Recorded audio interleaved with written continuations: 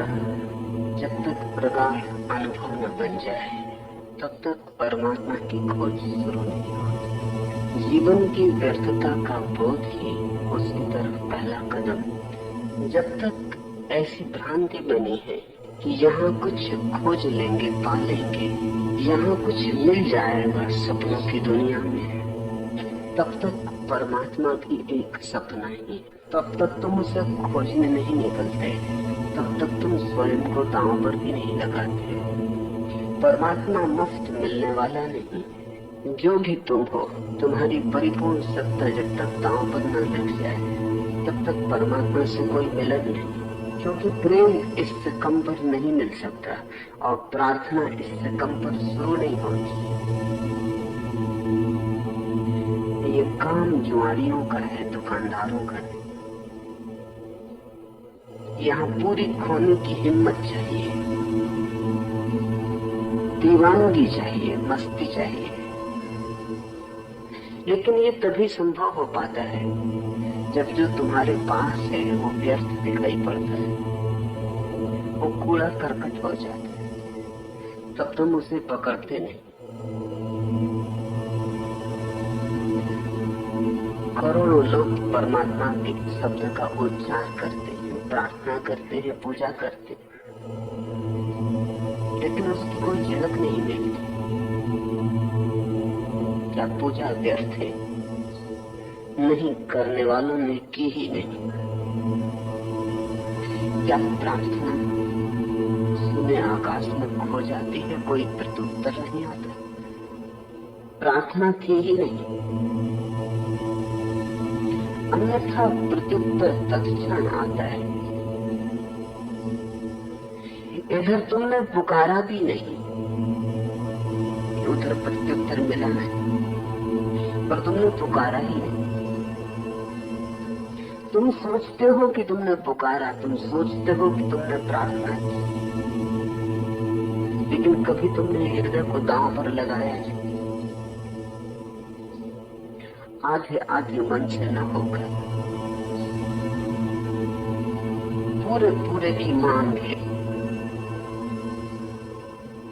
तो जब तक तुम्हें लगता है कि संसार में अभी कुछ मिल सकता है, रस कायम है, जब तक तुम जागे नहीं, सपने में थोड़े उलझे हो, जब तक तुम्हें सपने में भरोसा है कि ये सच है, तब तक परमात्मा की तरफ आशाओं का प्रवाह है, आकांक्षाओं का प्रवाह शुरू नहीं होता। तब तक प्रार्थना तुम्हारी अभीप्सा नहीं होती, तुम्हारे हृदय की भावदशा नहीं होती। तब तुम्हारी प्रार्थना से तुम्हारी चालाकी, तुम्हारे गणित, तुम्हारी होशियारी का हिसाब होती। तुम सोचते हो चलो हो न हो, कहीं परमात्मा हो ही न। प्रार्थना भी कर लो, पूजा भी कर लो, बिगड़ता क्या है? हानि क्या है? अगर लाभ हुआ तो हो जाएगा, न हुआ तो हानि तो कुछ भी नहीं। मैंने सुना है एक नाटक गृह में ऐसा हुआ कि मध्य नाटक में जो नाटक का प्रधान पात्र था, उसे हृदय का दौरा पड़ गया, वो मर गए।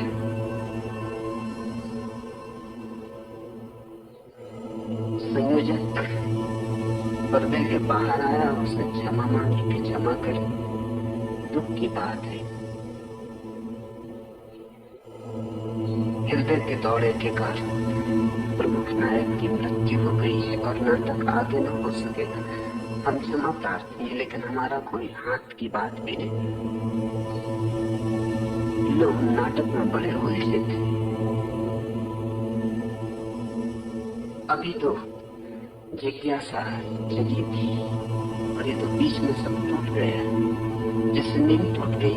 एक स्त्री ने खड़ा होकर कहा कि छाती के ऊपर मालिश करो। अभिनेता की मैनेजर ने कहा, देवी जी वो मर चुका है, अब मालिश से क्या लाभ होगा?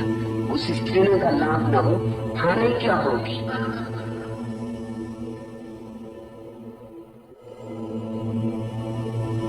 बस तुम्हारी प्रार्थना ऐसी ही है कि अगर लाभ न हुआ कोई हर्जा नहीं, हानि क्या होगी?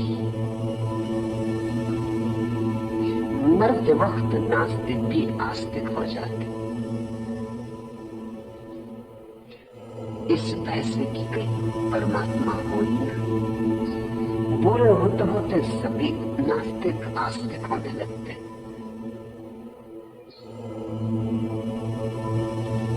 क्योंकि जैसे जैसे मौत करीब आती है और पैर लड़खड़ाते और अंधेरा घना होने लगता है, आकाश के तारे छुपने लगते, सब आशाओं के दिए बुझने लगते और लगता है अब सिर्फ कब्र के अतिरिक्त और कोई जगह न रही, तो नास्तिक भी परमात्मा का स्मरण करने लगता है। कौन जाने, शायद हो, लेकिन शायद से प्रार्थना नहीं बनती। शायद से समझदारी तो समझ में आती है, प्रेम समझ में नहीं आता। समझदारी से कोई कभी समझदार नहीं हुआ। समझदारी के कारण ही तो तुम ना समझ बने हो। तुम्हारी समझदारी ही महंगी पड़ रही। तो परमात्मा की तरफ अगर तुम होशियारी से जा रहे हो, वही खाते का हिसाब वहां भी फैला रहे हो, सोचते हो कि ठीक है, संसार को भी संभाल ले, परमात्मा को भी संभाल ले, दोनों नाव पर सवार हो जाए, तो तुम मुश्किल में पड़ोगे। तुम मुश्किल में पड़े, क्योंकि मैं देखता हूं तुम दोनों नाव में आधे आधे खड़े। नाव पर तो एक ही चढ़ा जाता है, एक ही नाव पर चढ़ा जाता है, अन्यथा दुविधा पैदा हो जाती। दो दिशाओं में चलोगे तो टूट जाओगे, खंड खंड हो जाओगे, बिखर जाओगे। और जब तुम ही खंड खंड हो गए, बिखर गए, जब तुम्हारे भीतर ही एक तांता न रही, तो प्रार्थना कौन करेगा, पूजा कौन करेगा? भीड़ थोड़ी पूजा करती है, भीतर की एकता से पूजा उठती, भीतर की अखंडता से सुगंध उठती है प्रार्थना की। इस बात को पहले ध्यान में ले लेना चाहिए, तो ही भक्ति सूत्र समझ में आ सकेगी। ये जिंदगी अगर तुम्हें अभी भी रसपूर्ण मालूम पड़ती है, तो थोड़ा और जी लो। आज नहीं कल रस टूट ही जाएगा। जितना आदमी सजग हो, उतने जल्दी रस टूट जाता है। जितना आदमी बेहोश हो, उतनी देर तक रस टिकता है। बेहोशी रस का सहारा है। जितनी तुम्हारे भीतर बुद्धिमानी हो, होशियारी नहीं कह रहा हूं, चालाकी नहीं कह रहा हूं, बुद्धिमत्ता हो, उतने जल्दी तुम जीवन के रस से चुप जाओगे। और जब जीवन का रस चुकता है, तभी तुम्हारी रसधार जो जीवन में नियोजित थी मुक्त होती। अब संसार में जाने को कोई जगह न बची, और वो रास्ता न रहा। अब चीजों की तरफ दौड़ने की बात न रही। अब संग्रह को बड़ा करना है, मकान बड़ा बनाना है, धन इकट्ठा करना है, पद प्रतिष्ठा पानी है, सब व्यर्थ हुआ। अब तुम अपने घर की तरफ लौटते हो। घर बयाबान में बनाया नहीं हमने, लेकिन जिसको घर समझे हुए थे वह बयाबान निकला। कोई रेगिस्तान में घर नहीं बनाया था, लेकिन जिसको घर समझे हुए थे वही रेगिस्तान निकला, वही वीरान निकला। जिस दिन तुम्हें अपना घर बयाबा मालूम पड़े, वीरान मालूम पड़े, वीरान है, सिर्फ तुम अपने सपनों के कारण उसे सजाए हो। जरा चौंक के देखो, जिसे तुम घर कह रहे हो वो घर नहीं, ज्यादा से ज्यादा सराय है। आज टिके हो, कल विदा हो जाना पड़ेगा। जो छीन ही जाना है उसको अपना कहना किस मुंह से संभव है?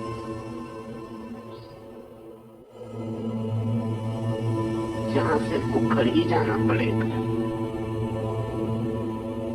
जहां क्षण भर को ठहरने का अवसर मिला है।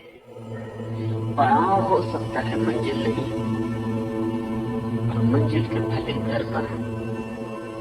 घर तो वही हो सकता है जहां पहुंचे तो पहुंचे, जिसके आगे जाने को कुछ और घर है।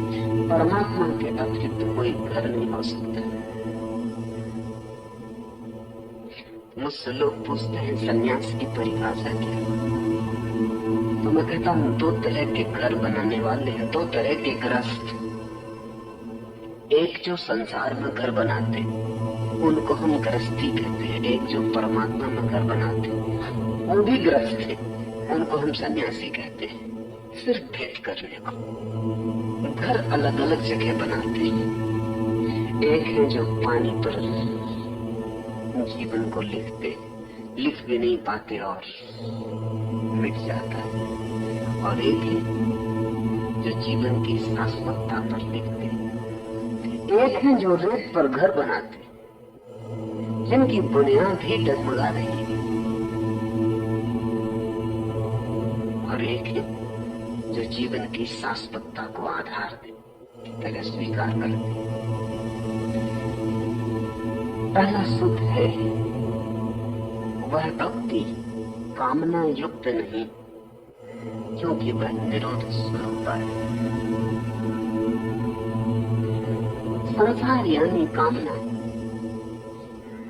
संसार का ठीक अर्थ समझ लो, क्योंकि तुम्हें संसार का भी अर्थ गलत ही बताया गया है। कोई घर को छोड़कर भाग जाता है तो कहता संसार छोड़ दिया, कोई पत्नी को छोड़कर भाग जाता है तो कहता संसार छोड़ दिया। काश संसार इतना स्थूल होता, काश तुम्हारी पत्नी के छोड़ जाने से संसार छूट जाता, काश बात इतनी सस्ती होती तो सन्यास बहुत बहुमूल्य नहीं होता। संसार न तो पत्नी में है, न घर में है, न धन में है, न बाजार में, न दुकान में। संसार तुम्हारी कामना में। जब तक तुम मानते हो कि मुझे कुछ चाहिए, जब तक तुम सोचते हो कि मेरा संतोष, मेरा सुख मुझे कुछ मिल जाए उसमें, तब तक तुम संसार में। जब तक मांग है तब तक संसार है। संसार का अर्थ है तुम्हारा हृदय एक भिक्षा पात्र जिसको लिए तुम मांगते फिरते हो, कभी इस द्वार कभी उस द्वार, कितने ठुकराए जाते हो, लेकिन फिर संभल के मांगने लगते हो, क्योंकि एक ही तुम्हारे मन में धारणा है कि और ज्यादा और ज्यादा और ज्यादा मिल जाए तो शायद सुख हो। और की दौड़ संसार है, तो तुम मंदिर में भी बैठ जाओ और वहां भी अगर तुम मांग रहे हो तो तुम संसार में ही हो। तुम हिमालय पर चले जाओ, वहां भी आंख बंद करके अगर तुम मांग ही रहे हो, परमात्मा से कह रहे हो और दे, स्वर्ग दे, मोक्ष दे, इससे कोई फर्क नहीं पड़ता कि तुम क्या मांगते हो। संसार का कोई संबंध इससे नहीं है कि तुम क्या मांगते हो, संसार का संबंध बस इससे है कि तुम मांगते हो। इस बात को ठीक से समझ लेना, अन्यथा संसार छोड़ने का ढोंग भी हो जाता है, संसार छूटता नहीं। संसार तुम्हारे भीतर, बाहर नहीं। संसार तुम्हारी इस मांग में है कि मैं जैसा हूँ वैसा काफी नहीं, कुछ चाहिए जो मुझे पूरा करे। मैं अधूरा हूँ, अतृप्त हूँ, असंतुष्ट हूँ। कुछ मिल जाए जो मुझे पूरा करे, तृप्त करे, संतुष्ट करे।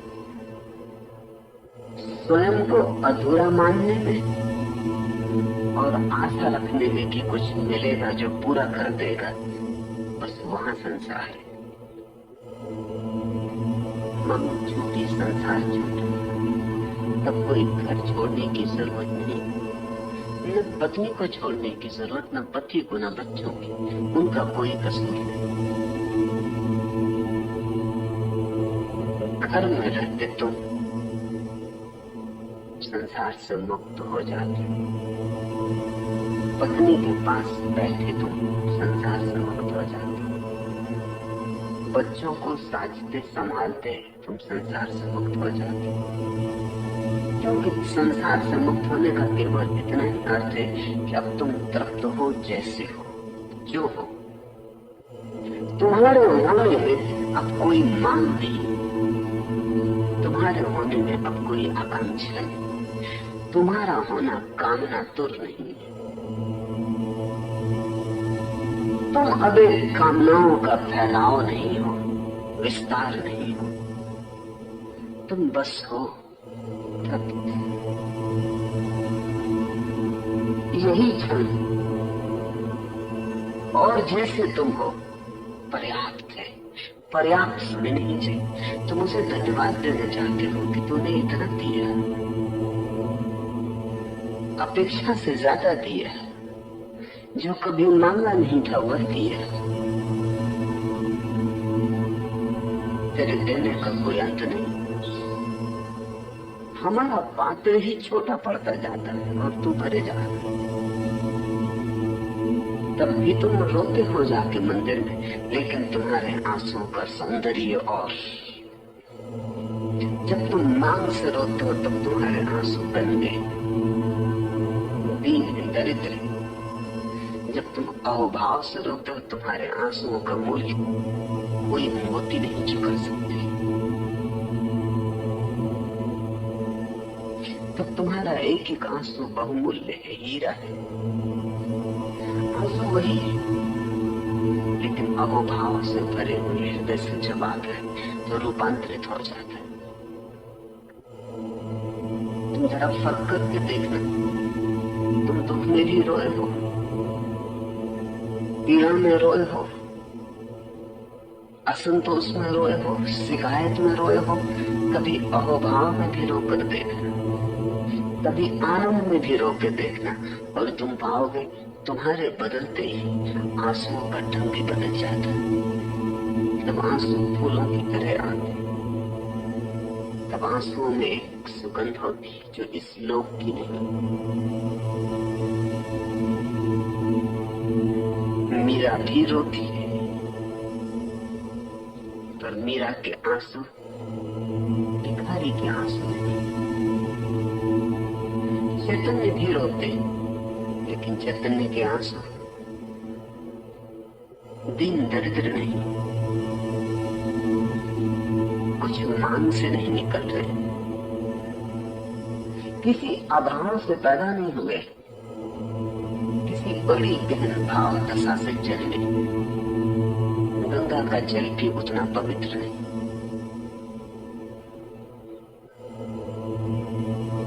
वह भक्ति कामना युक्त नहीं है, क्योंकि वह निरोध स्वरूप है।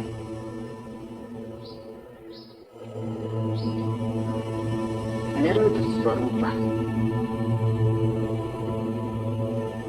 साधारणतः भक्ति सूत्र पर व्याख्या करने वालों ने निरोध स्वरूपा का अर्थ किया है कि जिन्होंने सब त्याग दिया, छोड़ दिया। नहीं, मेरा वैसा अर्थ नहीं। जरा सा फर्क करता हूं, लेकिन फर्क बहुत बड़ा है, समझोगे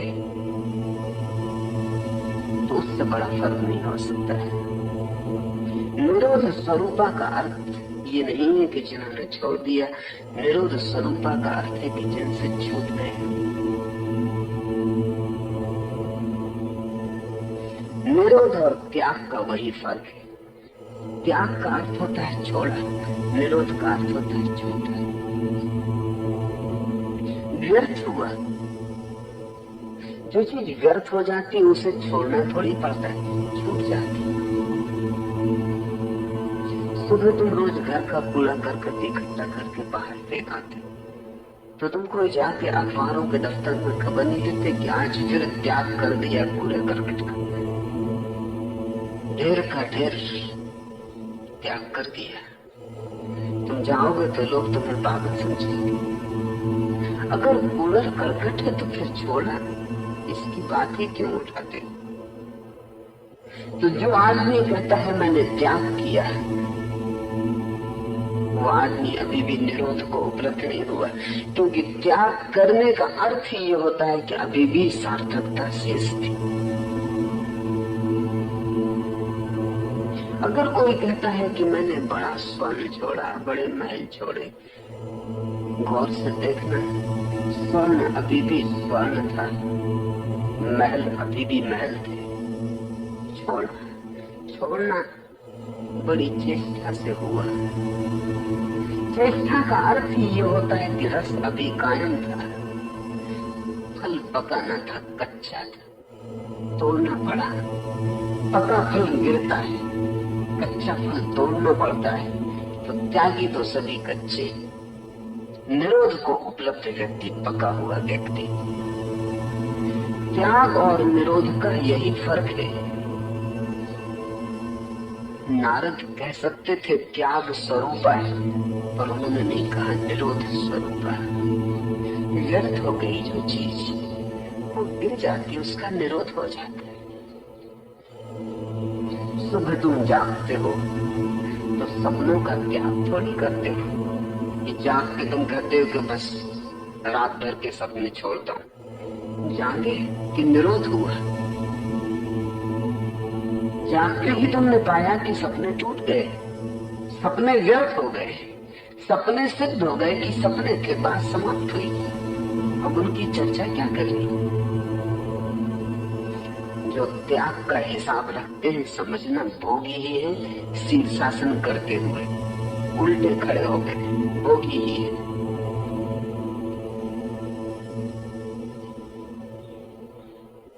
एक सन्यासी को मैं जानता हूं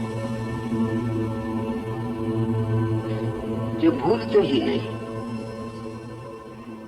कोई 40 साल पहले उन्होंने छोड़ा था संसार, छोड़ा था, निरोध नहीं हुआ था। 40 साल बीत गए, अभी भी छूटा नहीं। छोड़ा हुआ कभी छूटता ही नहीं। वो अभी भी कहते रहते हैं कि मैंने लाखों रुपए पे लात मार दी। मैंने उनसे एक दिन कहा कि लात लग नहीं पाई, तुमने मारी होगी, क्यों गई? मैंने कहा क्या मतलब? 40 साल हो गए,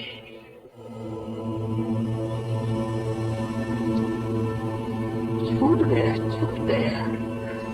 इसकी चर्चा क्यों खींचते हो? इसे रोज रोज याद क्यों करते हो? रस कायम, लाखों में अभी भी मूल्य है। अभी भी तुम दूसरों को भूलते नहीं बताना कि मैंने लाखों पे लात मारी। तुमने बैंक बैलेंस कायम रखा है, गिनती जारी है। नहीं, ये त्याग तो है, निरोध नहीं। त्याग झूठा सिक्का है निरोध का। निरोध बड़ी अद्भुत घटना है। रामकृष्ण के पास एक आदमी आया, 1000 सोने की असरफियां लाया था दान करने में, उनको देने। उन्होंने कहा मुझे जरूरत नहीं, तू एक काम कर, गंगा में फेंका। वो गया, लेकिन घंटा भर हो गया, लौटा नहीं। तो रामकृष्ण आदमी भेजे थे, देखो क्या हुआ, कहीं दुख में डूब तो नहीं मरा। गए तो वो एक एक असरफी को बचा बचा के फेंक रहा था। अब भीड़ इकट्ठी हो गई थी, लोग चमत्कृत हो रहे थे। उन्होंने आके कहा कि वो एक एक असरफी गिन गिन के फेंक रहा है। तो रामकृष्ण गए और उससे कहा ना समझ, जब कोई इकट्ठा करता है तब तो गिनना समझ में आता है, लेकिन जब फेंकना ही तो क्या गिन के फेंकना। 999 थी कि 1000 थी, क्या फर्क पड़ता है। कोई हिसाब रखना है पीछे की कितनी फेंकी, कितनी दान की। अगर हिसाब रखना है तो फेंक ही मत, अपने घर ले जाओ। जब हिसाब ही नहीं छूटता है तो असरफियां छोड़ने से कुछ भी ना होगा। असली चीज हिसाब का छूटना, असली चीज असरफियों का छूटना। जीसस ने कहा है, तुम्हारा एक हाथ जो दान करे दूसरे हाथ को पता न पड़े।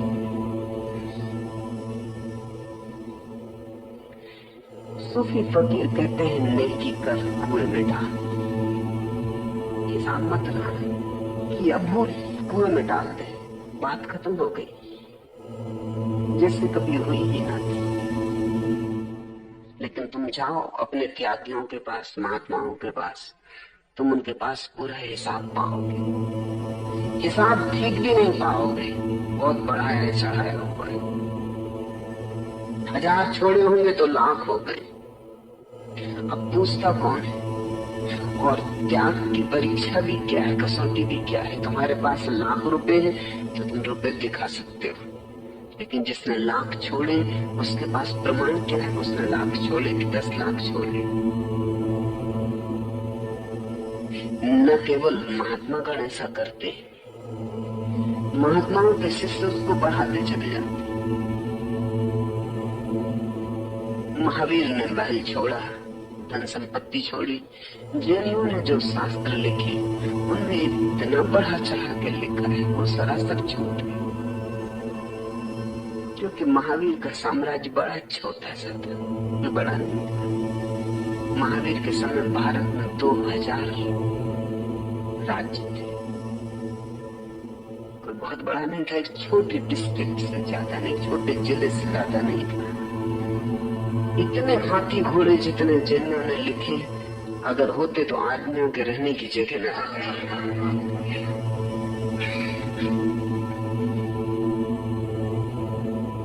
लेकिन बढ़ जाता था। कुरुक्षेत्र के मैदान में युद्ध हुआ। हिंदू उसकी जो कहानी बताते हैं उसको अगर सुनो तो ऐसा लगता है कि वो उस युद्ध के लिए पूरी पृथ्वी कम पड़ेगी। कुरुक्षेत्र का छोटा सा मैदान, उसमें 18 अक्षौणी सेनाएं बन नहीं सकती। लड़ना तो दूर, अगर वो प्रेम भी करना चाहे शांत खड़ा तो भी संभव नहीं। लड़ने के लिए थोड़ी जगह चाहिए, स्थान चाहिए, लेकिन बढ़ता जाता है। बुद्ध के भक्तों ने जो लिखा है वो सच नहीं, क्योंकि बुद्ध की भी जगह बड़ी छोटी थी। वो कोई बहुत बड़ा साम्राज्य नहीं था।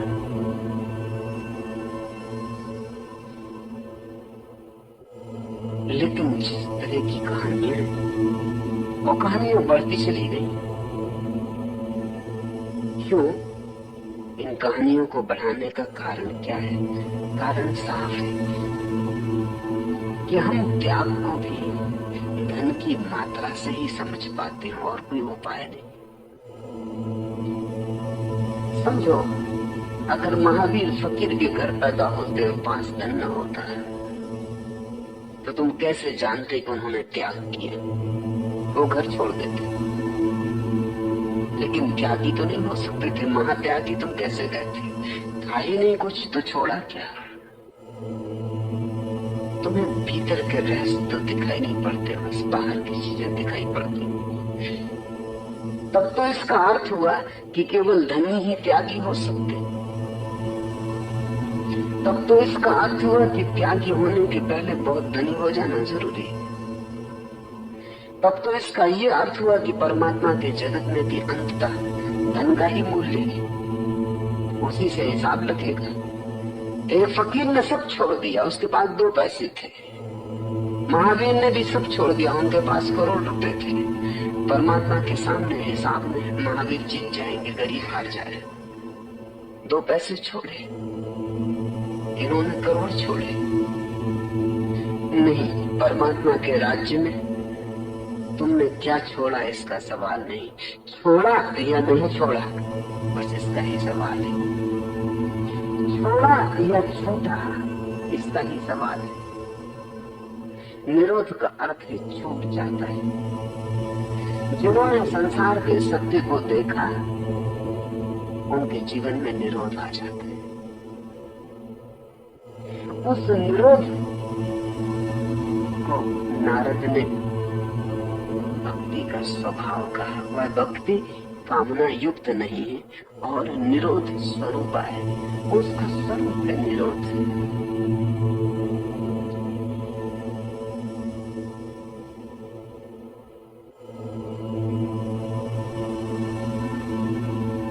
जैसे ही संसार से कामना हटती वही कामना परमात्मा की दिशा में प्रार्थना बन जाती। वही ऊर्जा, कोई अलग ऊर्जा नहीं है। मेरे हाथ जो भिक्षा पात्र बने थे प्रार्थना में जुड़ जाते, वही हृदय जब धन संपत्ति को मांगता फिरता था परम अहोभाव में झुक जाता। वही जीवन ऊर्जा जो नीचे की तरफ भागती थी, खाई घट खोजती थी, आकाश की तरफ उठने लगती। तेरी राह किसने बताई न पूछ, दिले मुझ तरफ राहबर हो गया। तेरी राह किसने बताई ये मत पूछ, प्यासा दिल सदगुरु हो गए। व्याकुल हृदय मार्गदर्शक बन गए। तेरी राह किसने बताई न पूछ, दिले मुझ तरफ राहबर हो गए। जिस दिन संसार से तुम्हारा रस टूटता है, व्याकुलता जगती है परमात्मा की, वही मार्गदर्शक हो जाता है, वही तुम्हें ले चलता है, उसी के सहारे लोग पहुंचते हैं।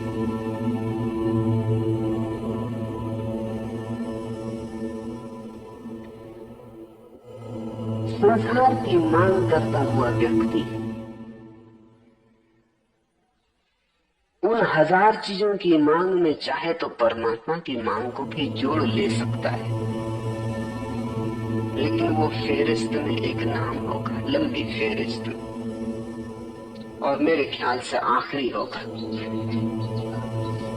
अगर तुम्हारी फेरिस्त में 1000 नाम है तो वो 1001 होगा। मेरे पास लोग आते हैं, वो कहते हैं प्रार्थना करना चाहते हैं, समय कहाँ। इन्हीं लोगों को मैं सिनेमा में बैठे देखता हूँ, इन्हीं लोगों को मैं क्लब घर में ताश खेलते देखता हूँ, इन्हीं लोगों को अखबार को पढ़ते देखता हूँ सुबह से उठ के, इन्हीं लोगों को व्यर्थ की गपशप में संलग्न देखता हूँ। यही लोग हजार तरह के उपद्रव में जुड़ जाते हैं, लड़ाई झगड़ों में जुड़ जाते हैं, हिंदू मुसलमानों को काटने लगते हैं, मुसलमान हिंदुओं को काटने लगते हैं। यही लोग, लेकिन जब प्रार्थना का सवाल उठता है, कहते हैं समय का।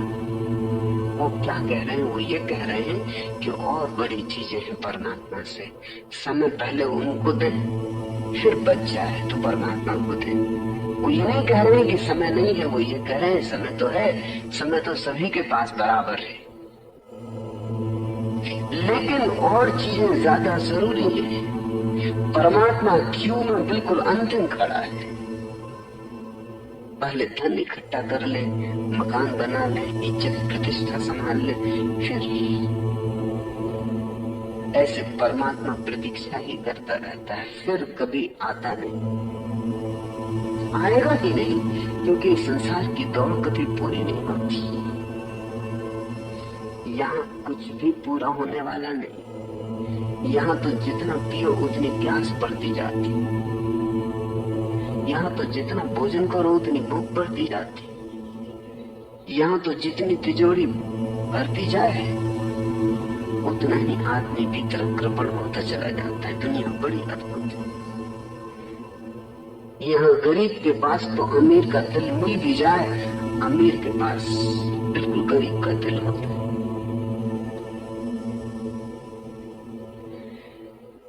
इन हजार उपद्रवों में अगर तुम सोचते हो कि परमात्मा को भी एक आकांक्षा बना लेंगे, तो संभव नहीं। परमात्मा तो अभीप्सा बने तो ही तुम अधिकारी होते हो। अभीप्सा का अर्थ होता है सारी इच्छाएं उसी की इच्छा में परिणित हो जाए, सारे नदी नाले उसी के सागर में गिर जाएं। उसके अतिरिक्त कुछ भी न सोचिए, उसके अतिरिक्त हृदय में कोई आवाज न रहे, उसके अतिरिक्त श्वासों में कोई स्वर न बचे, उसका ही एक तारा बजने लगे। फकीरों के पास तुमने एक तारा देखा है, कभी सोचा ना होगा एक तारा प्रतीक है। परमात्मा के लिए एक ही तार काफी।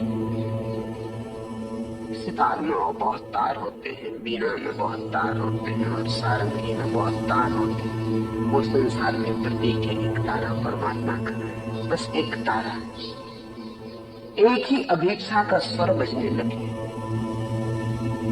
दूसरी कोई ध्वनि भी न रह जाए, तो ही रग रग में नैसे इश्क है बेचारा कर मेरे। यह दर्द वह नहीं कि कहीं हो कहीं ना हो। रग रग में नैसे इश्क है बेचारा कर मेरे। यह दर्द वह नहीं कि कहीं हो कहीं ना हो। जब परमात्मा का दर्द तुम्हारे रग रग में समा जाता है, जब तुम्हारा रोन रोन उसी को पुकारता है, सोते और जागते अहिर्निश उसका ही स्मरण बना रहता है। करो कुछ भी, याद उसकी ही, जाओ कहीं याद उसकी ही, बैठो कि उठो कि सो याद उसकी ही। जब रग रग में ऐसा समा जाता है, तभी तुमने पात्रता पाई, तभी तुम अधिकारी हुए। और ध्यान रखना, आज नहीं कल इस महाक्रांति में उतरना ही पड़ेगा। लाख तुम कोशिश करो इस संसार को घर बना लेने की, सफलता मिलने वाली नहीं। कोई कभी सफल नहीं हो पाया। सपने को सच कितना ही मानो, सपना एक दिन टूटता ही है। सपने का स्वभाव ही टूट जाना है। तुम उसे सच मान के थोड़ी बहुत देर नींद ले सकते हो, लेकिन सदा के लिए नींद नहीं हो सकती। सपने का स्वभाव ही शुरू होना समाप्त होना। इस संसार को तुम लाख कोशिश करो, हम सब कोशिश कर रहे हैं। हमारी सारी कोशिश यही है कि बुद्ध, नारद, मीरा, इन सबको हम गलत सिद्ध करें। हम सबकी कोशिश क्या है? हमारी कोशिश है कि हम सिद्ध कर देंगे कि संसार में सुख है। हम सिद्ध कर देंगे कि परमात्मा आवश्यक नहीं। हम सिद्ध कर देंगे कि जीवन परमात्मा के बिना पर्याप्त है। हम सिद्ध कर देंगे कि धन में है कुछ, कि ये सपना नहीं है, माया नहीं है, सत्य है।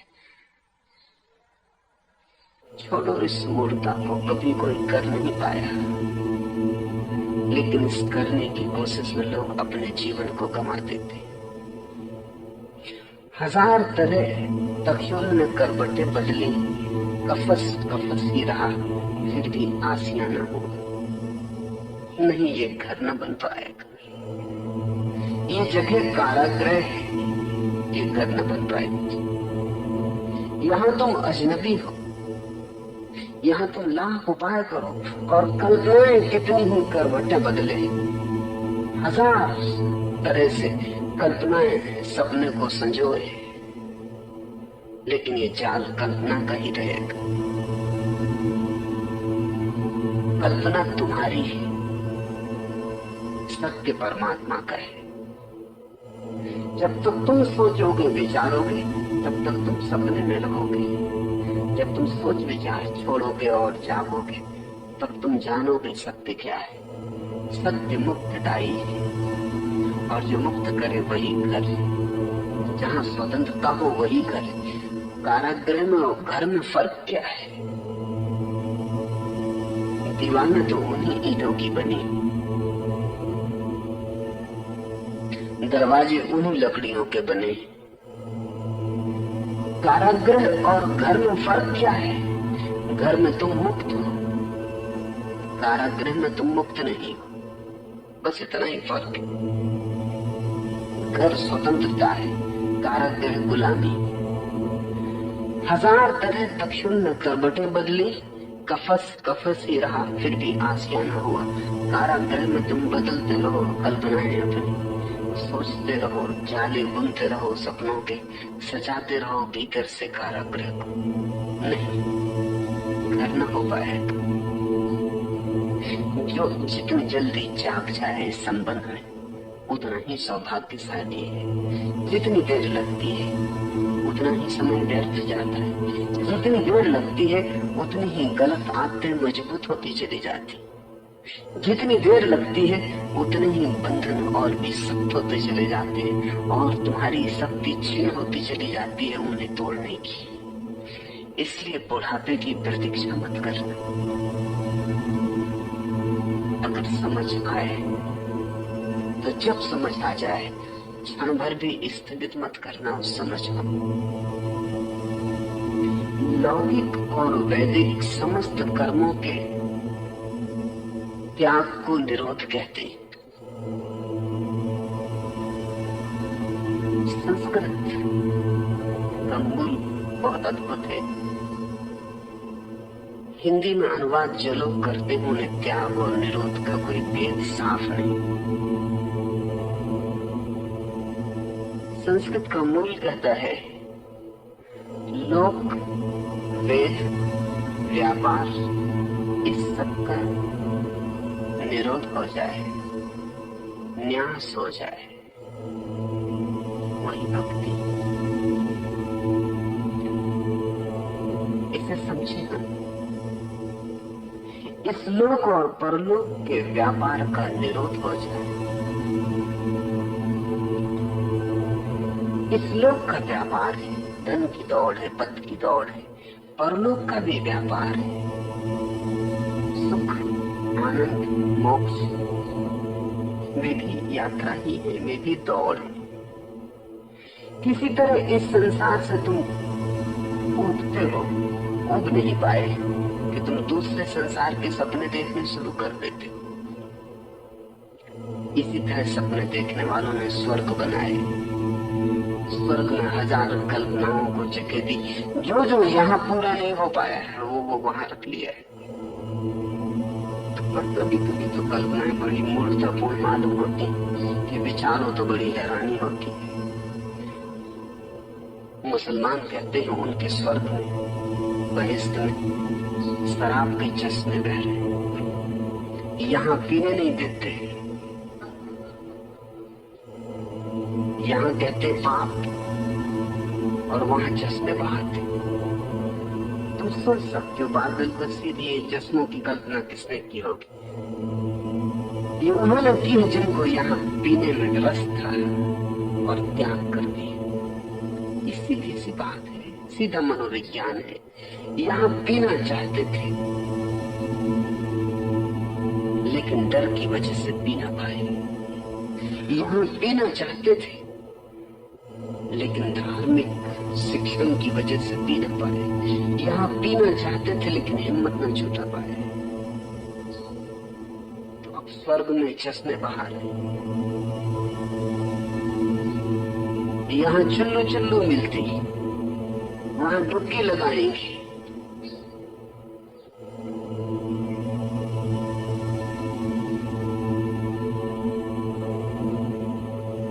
जाहिद के कसरे जुहद की बुनियाद है यही, मस्जिद बहुत करीब थी, मैं खाना दूर था। वो जिनको तुम त्यागी समझते हो, उनके त्याग में अधिकतर तो कारण यही है कि मस्जिद करीब थी और मधुशाला दूर थी। इतना ही।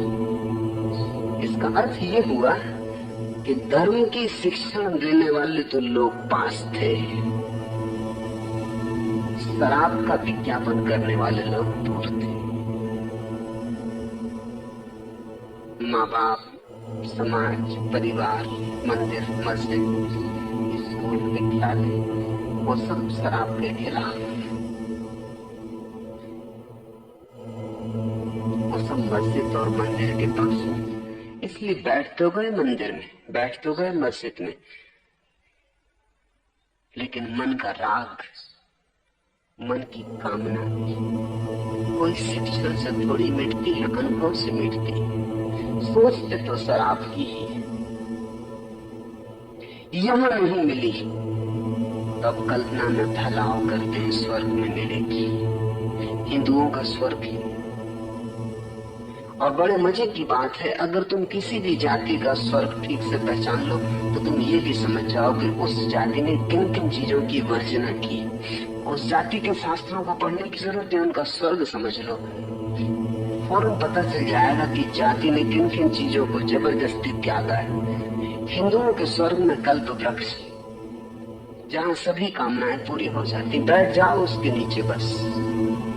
ऐसा भी नहीं कि कुछ समय का फासला पड़ता हो, समय लगता ही नहीं। तुमने यहाँ कामना की, वहां पूरी हुई।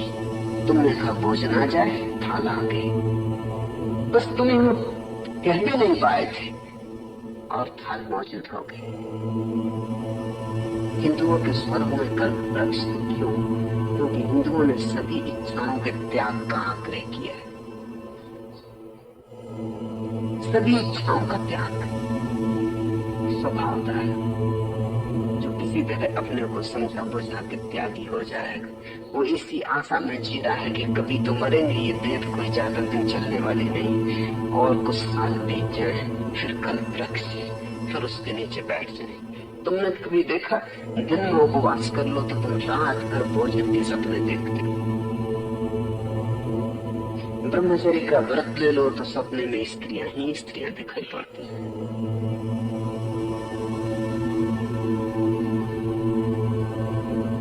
ये सपने कल्प वृक्ष, शराब के चश्मे, ये इस बात की खबर दे रहे हैं कि तुमने किस किस चीज को जबरदस्ती छोड़ दिया, अनुभव से नहीं, पक कर नहीं। संस्कार, शिक्षण, दबाव। मस्जिद बहुत करीब थी, मैं खाना दूर था। उतने दूर जाने की तुम हिम्मत न जुटा पाए। जाते तो प्रतिष्ठा दांव पे लगती थी, तो तुमने एक तरकीब निकाली कि यहाँ मस्जिद में रहो, स्वर्ग में मैं खाने में रहती। ऐसे तुमने अपने को समझाया, ऐसे तुमने समझौता किया। तुम्हारे स्वर्ग तुम्हारी कल्पनाओं पे जात और तुम्हारे नरक, स्वर्ग तुमने अपने लिए बनाए और नरक दूसरों के लिए। उनको भी बड़े विचार नहीं। हिंदुओं का नरक है तो वहां भयंकर आग चल रही है, सतत अग्नि जलती है, बुझती नहीं, उसमें जलाए जा रहे हैं लोग। भारत गर्मी से पीड़ित देश है, यहाँ सूर्य तपता है तो शीतलता स्वर्ग में, शीतल मन बाहर बहती, सुबह ही बनी रहती स्वर्ग में, दोपहर नहीं आती, बस सुबह की ही ताजगी बनी रहती, फूल खिलते हैं मुरझाते नहीं, और शीतल हवा बहती रहती।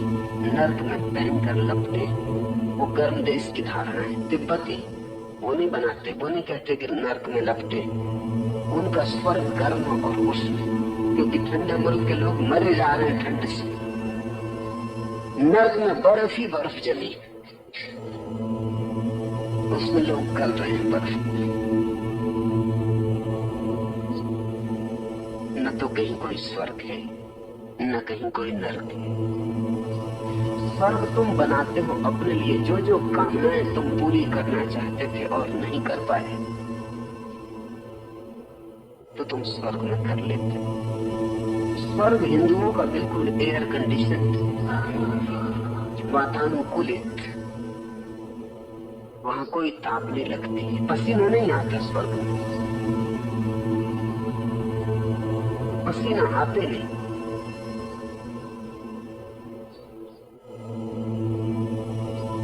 और जो तुम छोड़ दिए हो अपने लिए कल्पना कर रहे हो और दूसरों ने नहीं छोड़ा। समझो कि तुम शराब पीना चाहते थे और नहीं पी पाए, तो तुमने अपने लिए तो स्वर्ग में इंतजाम कर लिया। और जो पी रहे हैं उनके लिए क्या करोगे? उनको भी दंड तो मिलना ही चाहिए, क्योंकि तुमने त्याग किया, उन्होंने त्याग नहीं किया, तो उनको नर्क की लपटों में जलाया जाएगा। और वहां शराब तो दूर, पानी भी पीने को न मिलेगा। आग की लपटें होंगी, कंठ आग से भरा होगा, पानी नहीं मिलेगा, पानी की बूंद नहीं मिलेगी।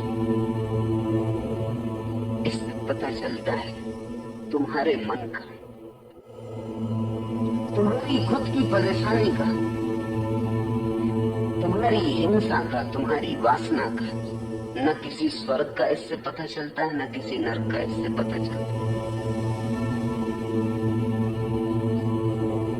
भक्ति तो उसे उपलब्ध होती है जिसको न इस संसार की कोई कामना रही, न उस संसार की, जिसकी कामना का व्यापार निरुद्ध हो गया, जिसने कहा अब हमें कुछ मांगना ही नहीं, न यहाँ न वहां, मांग ही छोड़ दी, उसे सब मिल जाता है यही।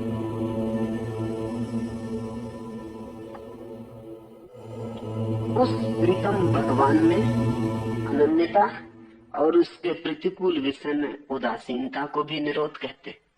बिल्कुल ठीक। उस प्रीतम भगवान में अनन्यता है, जैसे हम उसके साथ एक हो गए, अनन्य, जरा भी भेद न रह जाए, रत्ती भर भी फासला न रह जाए, मैं और तू का भी फासला न रह जाए।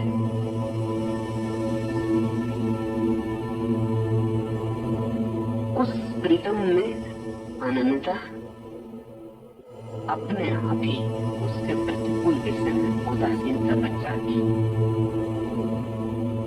उदासीनता शब्द को समझ लेना जरूरी है। उदासीनता निरोध का मार्ग। जिसको तुम त्यागी कहते हो वो उदासीन नहीं होता।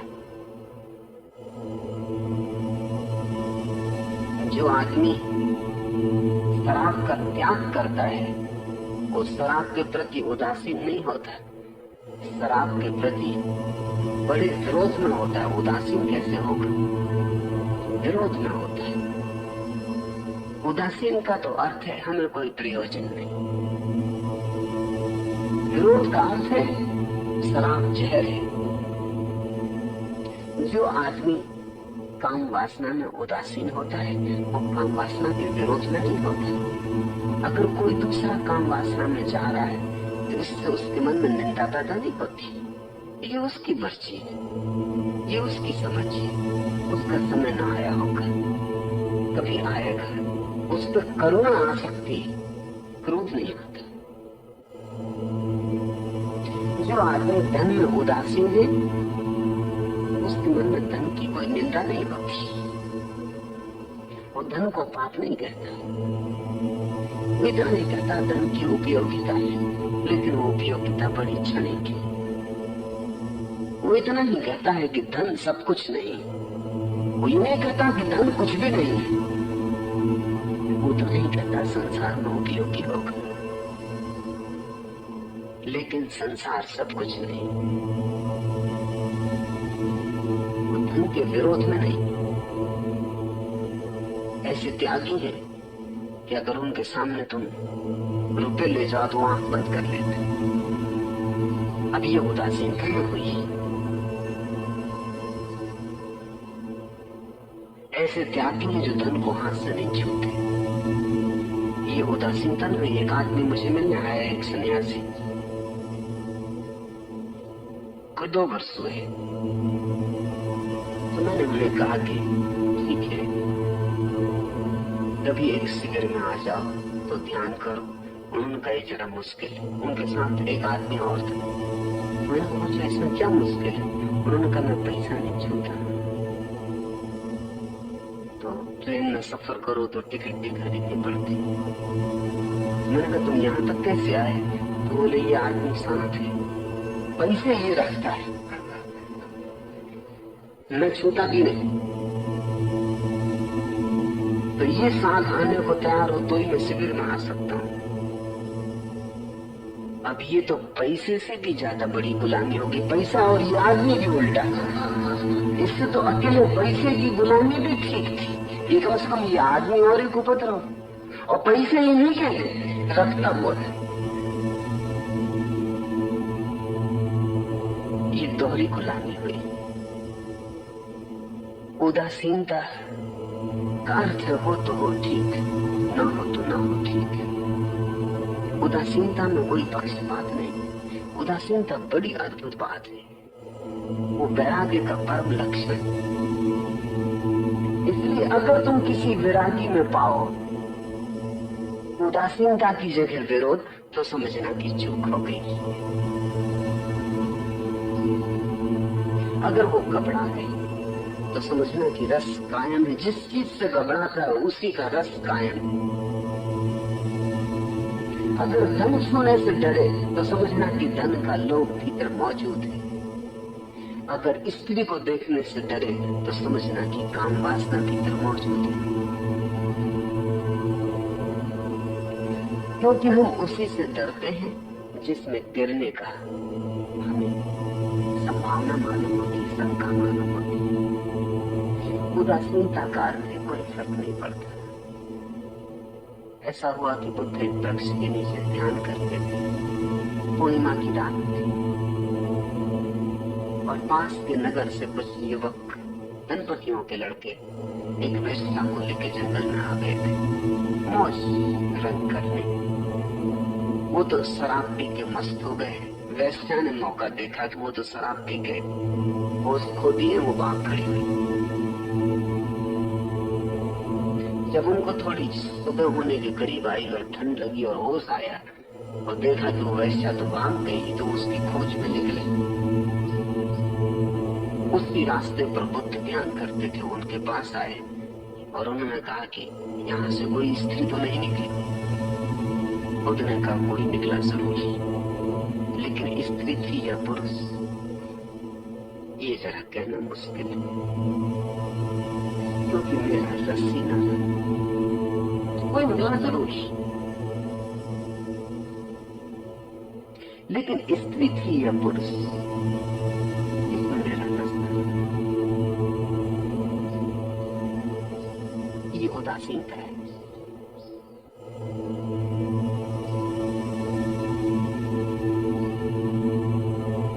बुद्ध ने कहा कि जब तक मेरा रस था तब तक गौर से देखता भी था कौन कौन।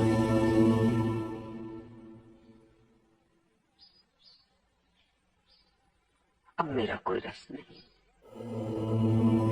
जब रस खो जाता है तो सिर्फ एक उदासीनता होती, एक शांति तुम्हें घेर लेती, उसमें कोई पक्षपात नहीं होता।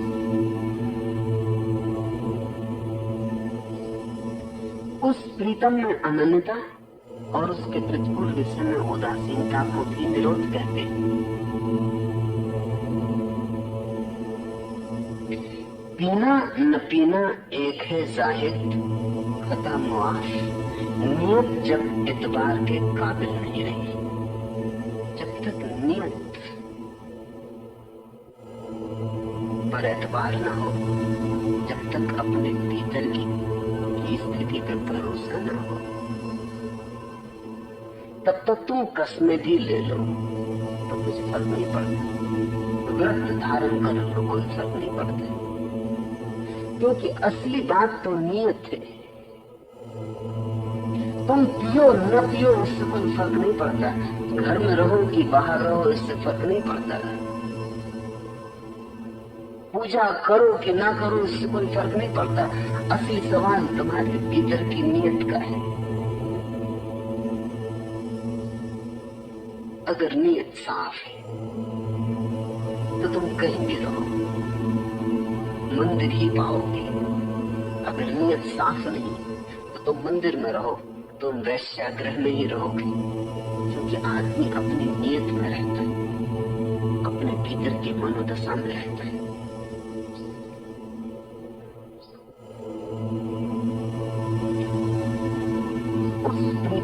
अनन्यता कैसी तलब, कहाँ की तलब, किस लिए तलब, हम है तो वह नहीं, वह है तो हम नहीं। एक ही बच सकता है प्रेम में, दो नहीं। या तो परमात्मा बचेगा तो तुम न बचोगे, या तुम बचोगे तो परमात्मा न बचेगा। कैसी तलब, कहाँ की तलब, किस लिए तलब, हम हैं तो वह नहीं, वह है तो हम नहीं। अनन्यता का अर्थ है एक ही बचेगा। प्रेम गली अति सांकरी, तान दो न समान, उसमें दो नहीं समा सकते। तो भक्त धीरे धीरे भगवान हो जाते, भगवान धीरे धीरे भक्त हो जाते। रामकृष्ण पूजा करते तो भोग लगाने के पहले खुद चख लेते।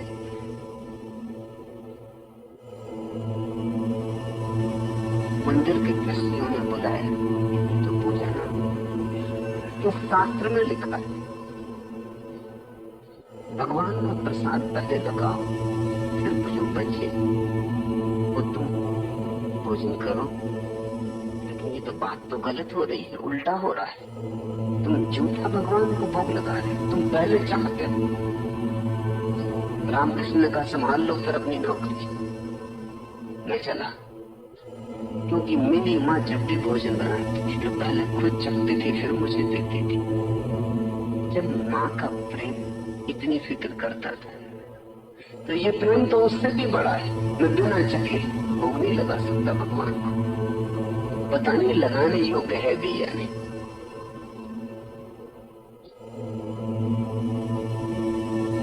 ऐसी अनन्यता, ऐसी निकटता, इतनी सामीप्यता कि धीरे धीरे सीमाएं खो जाए। तो कभी ऐसा होता कि रामकृष्ण दिन भर नाचते रहते, और कभी ऐसा होता कि पखवाड़ा बीत जाता और मंदिर में न जाते। फिर बुलाया गया कि क्या मामला है, मंदिर खाली पड़ा रहता है, पूजा नहीं होती। रामकृष्ण कहते जब होती तब होती, जब नहीं होती तब नहीं होती। जब वो बुलाता है और जब अनन्यता का भाव जगता है तभी। जब दूरी रहती तब क्या साथ, जब मैं रहता हूं तब पूजा किसकी। जब वही बचता है तब ये होती। अब ये मेरे हाथ में नहीं कि वही बचे, जब होता है तब होता है, सहज स्फूर्त। रामकृष्ण जैसा पुजारी फिर किसी मंदिर को न मिलेगा। दक्षिणेश्वर के भगवान धन्यवाद कि रामकृष्ण जैसा पुजारी।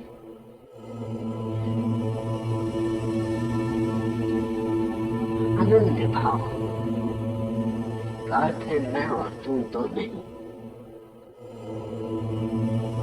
एक ही बचता है। वस्तुतः दोनों तरफ से प्रेमी, प्रेसी या भक्त और भगवान दोनों खोते जाते, और दोनों के बीच में एक नए सत्य का आविर्भाव होता है, एक नए ज्योतिर्मय चैतन्य का आविर्भाव होता है, जिसमें भक्त भी खो गया होता है, एक कोने से दूसरे कोने से भगवान भी खो गया होता है। भक्त और भगवान तो द्वैत की भाषा है, भक्ति तो अद्वैत है। उस प्रीतम में अनन्यता और उसके प्रतिकूल विषय में उदासीनता को भी निरोध कहते हैं।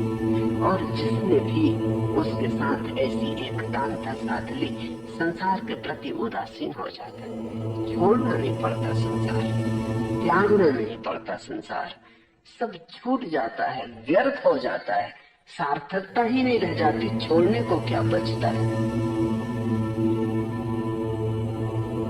अपने प्रीतम को छोड़कर दूसरे आश्रयों के त्याग का नाम अनन्यता है। परमात्मा तुम्हें ऐसा भर दे कि तुम्हारे भीतर कोई रत्तीबद्ध जगह न बचे जो उससे भरी हुई नहीं। तुम लबालब उससे भर जाओ, तुम ऊपर से बहने लगो, ऐसे भर जाओ, कोई दूसरा आश्रय न बचे। किसी दूसरे की तरफ कोई और लगाव न रह जाए, सभी लगाव उस एक के प्रति ही समर्पित हो जाए। अपने प्रीतम को छोड़कर दूसरे आश्रयों के त्याग का नाम अनन्यता है। देखता था मैं निगाहों से हर एक जा तुझको, देखता था मैं निगाहों से हर एक जा तुझको, और उन्हीं में तू निहा था, मुझे मालूम न था। आंखों से खोजता था तुझे सब जगह, और ये मुझे पता नहीं था कि तू मेरी आंखों में ही बैठा होगा। तू खोजने वाले में ही छिपा है, तू मेरे देखने में ही छिपा है, और मैं निगाहों से खोजता था हर जा तुझको, और ये पता न था तुम जब तक परमात्मा को बाहर खोज रहे हो, खोज न पाओगे।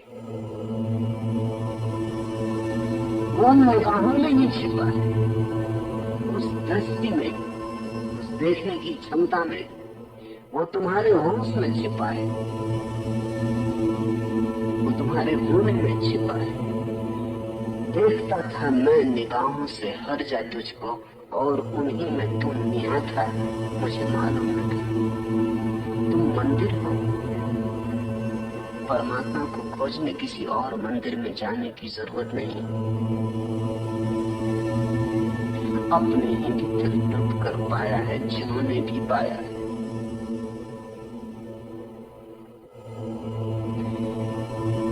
अगर तुम सारे आश्रय छोड़ दो, सारे सहारे छोड़ दो, तो तुम अपने में ही डूब जाओगे। जो भी तुम पकड़े हो आश्रय की तरह, वही तुम्हें अपने से बाहर अटकाए हुए। धन का आश्रय है, पद का आश्रय है, मित्र का आश्रय है, संगी साथियों का, परिवार का आश्रय है, पति पत्नी का आश्रय है। जिन आश्रयों को तुम सोच रहे हो ये सहारे हैं, सुरक्षा है, वही तुम्हें बाहर अटकाए।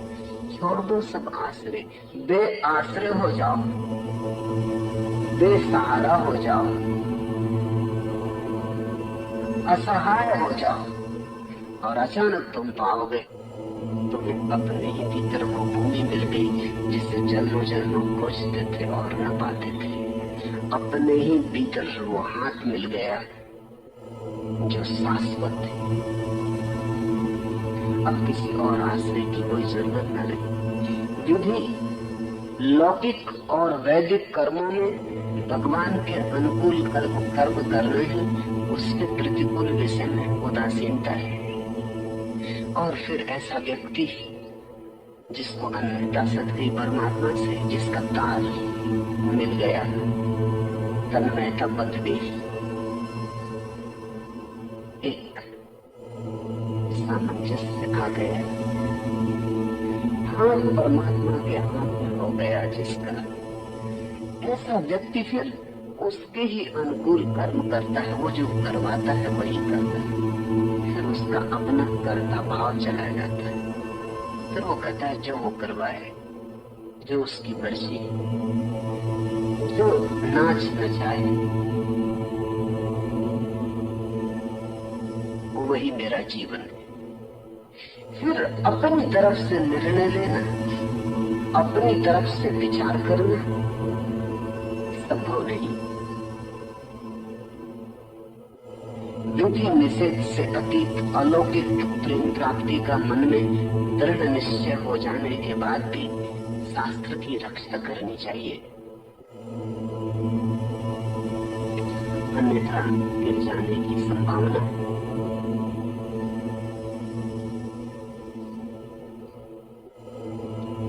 ये महत्वपूर्ण, क्योंकि ऐसा घटता है जब तुम्हें ऐसा लगता है कि तुम परमात्मा के अनुसार चलने लगे, जब तुम्हें ऐसा लगता है कि अब तो तुम एक हो गए, तो सारी विधि निषेध के पार हो गए।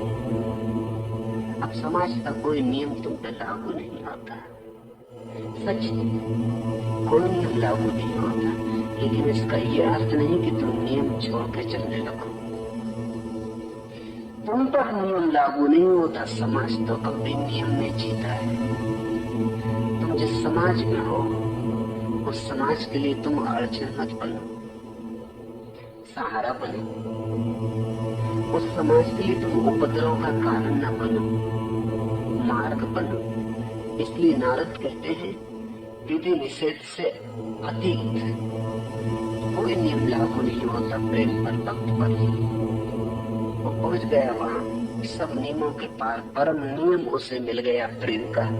अब उस पर कोई नियम लागू नहीं होता, लेकिन फिर भी अगर वो रास्ते पे चले तो उसे बाएं ही चलना चाहिए, क्योंकि सारा ट्रैफिक बाएं ही चल रहा है।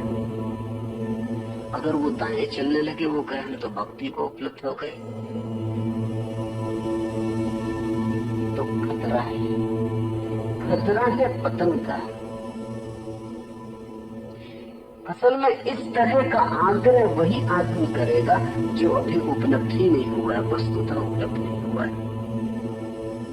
क्योंकि उपलब्ध होके तो कोई नहीं गिरता, असंभव गिरना। इसे थोड़ा गौर से समझ लेना। जो उपलब्ध नहीं हुआ है परमात्मा को, वही इस तरह की आग्रह करेगा कि मुझ पे तो कोई नियम लागू नहीं होता। ये अहंकार की नई उद्घोषणा है, ये अहंकार का नया खेल शुरू हुआ, एक नया संसार चला। मैं मुझ पे कोई नियम लागू नहीं होता, मैं तो अब उसके ही सहारे जीता हूं, इसलिए जो वो करवाता है वही करता हूं। इसकी आड़ में कहीं तुम अपने अहंकार को मत छिपा ले, कहीं ऐसा ना हो कि ये भी धोखा हो तुम्हारा। इसलिए सूत्र कहता है सजग रहना। ऐसी स्थिति भी आ जाए कि तुम विधि निषेध के पार हो जाओ, तो भी शास्त्र की रक्षा जारी रखना। उस रक्षा में तुम्हारी रक्षा है।